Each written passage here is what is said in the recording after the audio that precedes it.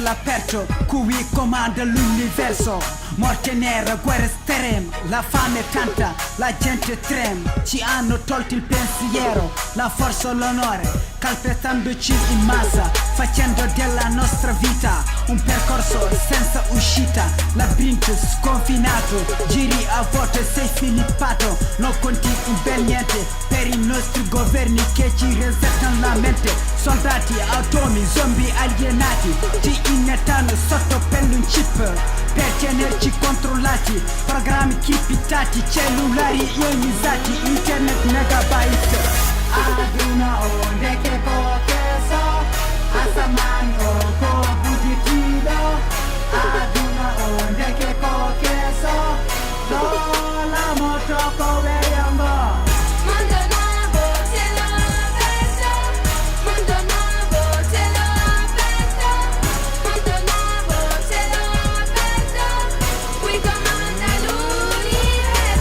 Ditemi che cosa serve intervenire dopo la morte. Guardate Lampedusa, sbarchi immigrati, carrette di mare, l'Italia ti aiuta. Arrivano in tanti centri accoglienza, numeri umani marchiati in serie, stranieri ammassati nei campi, ti sanano un anno e poi cosa fai?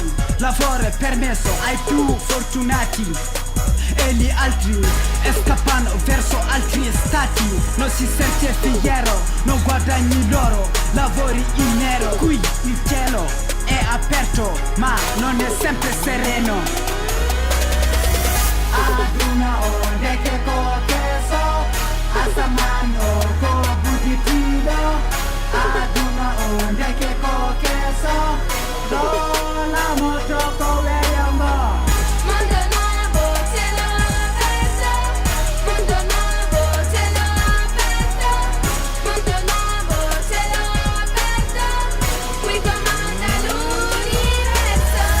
Pensi di vivere libero, indipendente, girando a testa alta in mezzo alla gente, ma sei un illuso, non conti un bel niente. Siamo tutti fottuti, condannati sistematicamente. Quante tasse create per votare le nostre tasche, occupano se stessi e i loro interessi, mentre il resto cade a pezzi.